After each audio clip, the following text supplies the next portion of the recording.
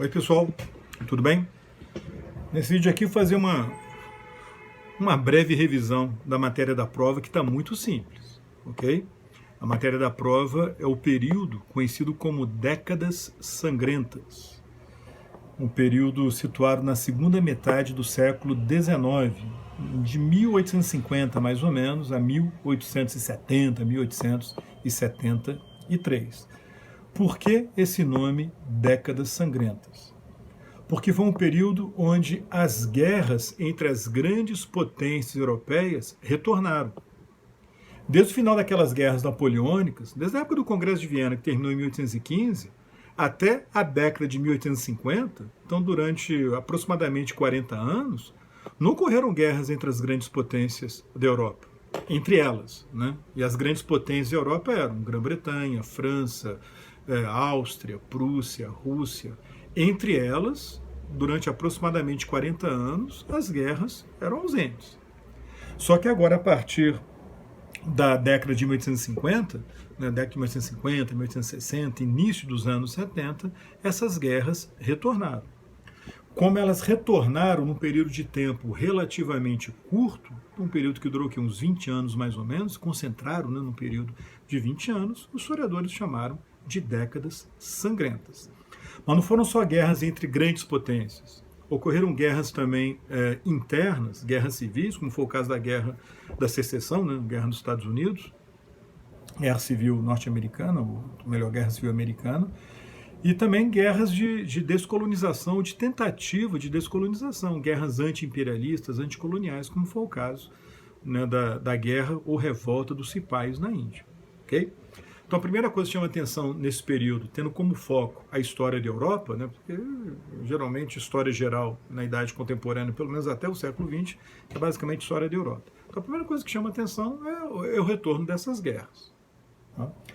Agora, outra coisa que chama atenção também é que isso ocorreu no período de expansão econômica, de prosperidade econômica.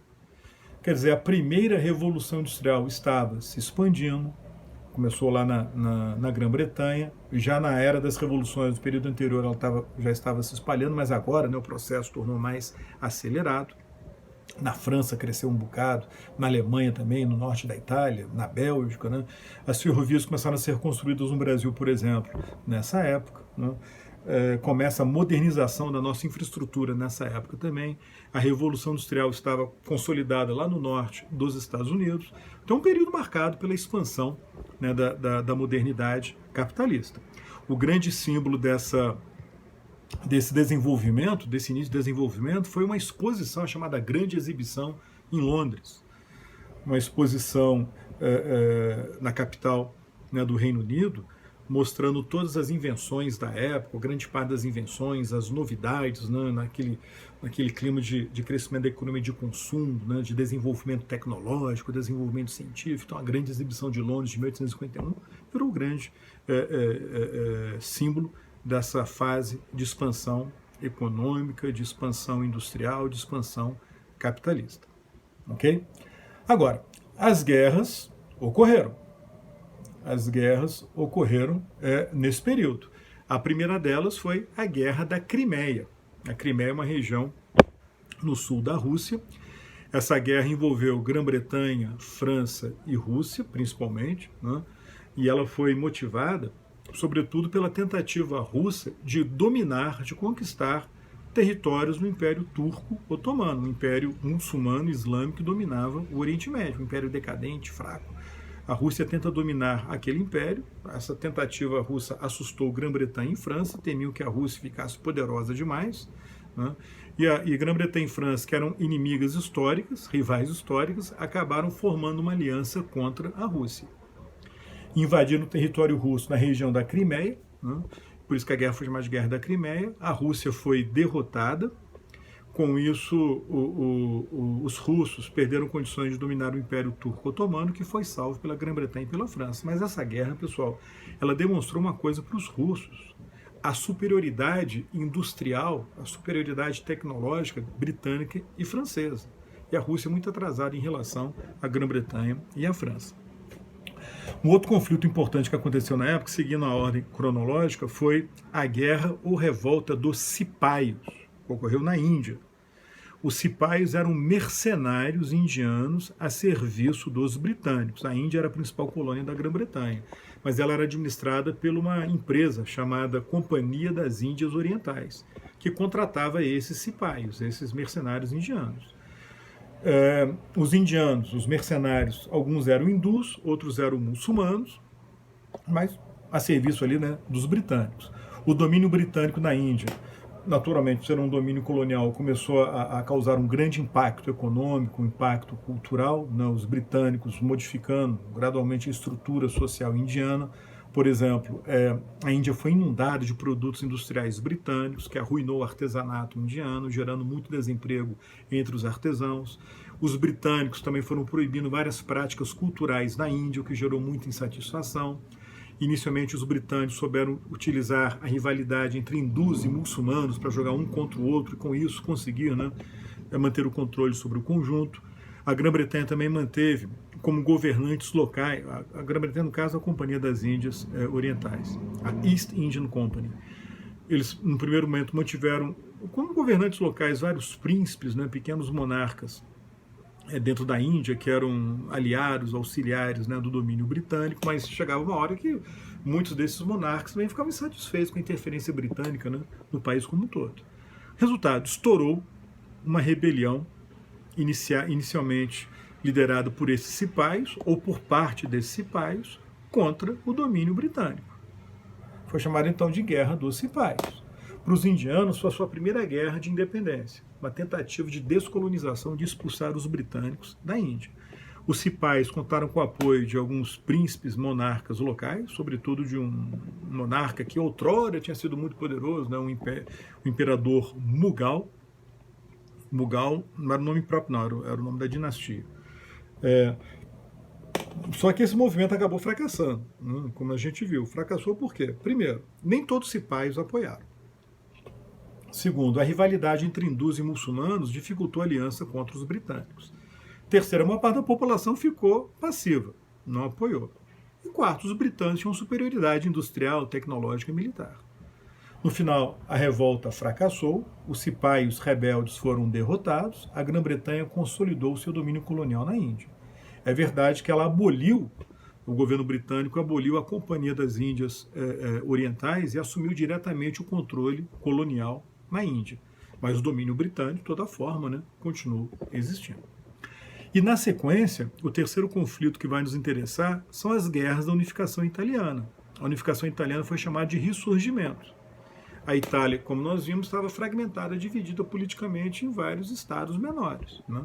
O movimento nacionalista revolucionário italiano, naquela era das revoluções, né, em 1830 até 1848, em 1830 nas revoluções de 48, os movimentos revolucionários que eram liberais, democratas, em geral, muitos eram republicanos, tentaram unificar a Itália nessas guerras revolucionárias. Só que o movimento fracassou.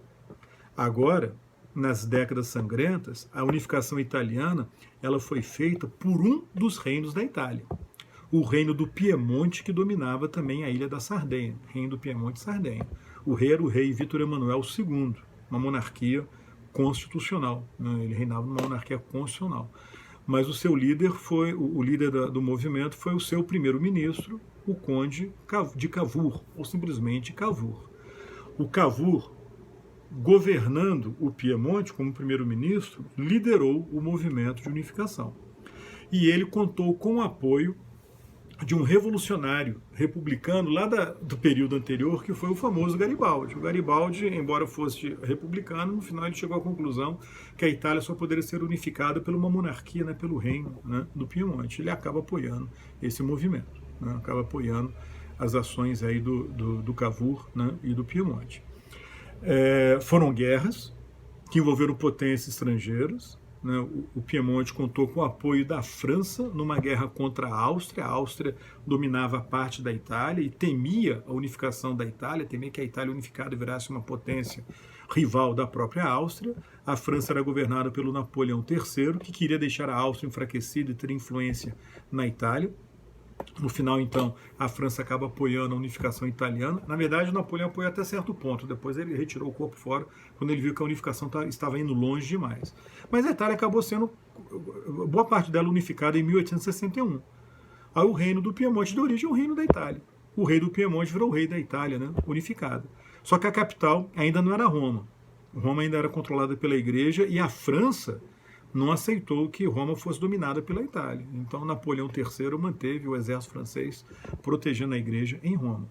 Além disso, uma parte do nordeste italiano, a região de Veneza, continuava controlado pela Áustria.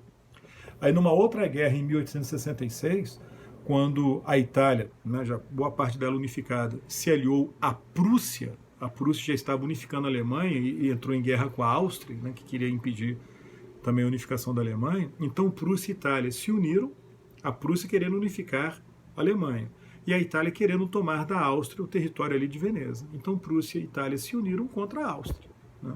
A Áustria foi derrotada, a Itália acabou dominando o território de Veneza e faltava dominar Roma, né? Mas não tinha como dominar Roma porque a França estava protegendo a cidade. Acontece que em 1870 estourou uma guerra entre França e Prússia.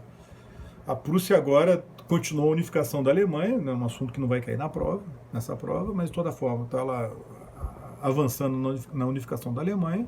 O Napoleão III da França ficou com medo da Prússia dominar toda a Alemanha e foi se preparando para uma guerra contra a Prússia. Então, para enfrentar a Prússia, ele retira o seu exército, as tropas francesas de Roma. Roma ficou desprotegida. Aí o que aconteceu? A Itália aproveitou, em 1870, invadiu e anexou Roma. O Papa, a Igreja, não aceitou aquilo, exigiu a devolução de Roma, a Itália não devolveu Roma, a questão romana, a posse de Roma se arrastou por 60 anos aproximadamente, até que no século XX, em 1929, a Itália ainda era um reino nessa época. Hoje a Itália é uma república, mas na época a Itália ainda era um reino. Mas era um reino autoritário, porque quem governava era um primeiro-ministro ditatorial, o famoso Mussolini, né, num regime fascista. Aí o Mussolini, junto com o rei Vítor Emanuel III, né, vão aceitar negociar com a Igreja e fizeram um acordo com a Igreja, chamado Tratado de Latrão, assinado no Palácio, né, de Latrão. Por esse tratado, a Igreja reconheceu Roma como capital da Itália.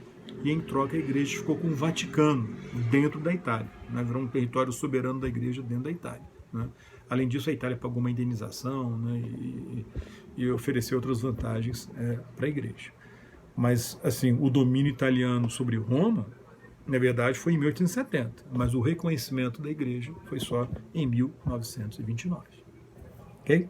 Então, basicamente, é o que interessa a vocês. Dê uma lida na apostila, dê uma olhada aí também no esquema e faça uma boa prova. É isso aí. Até a próxima. Tchau, tchau.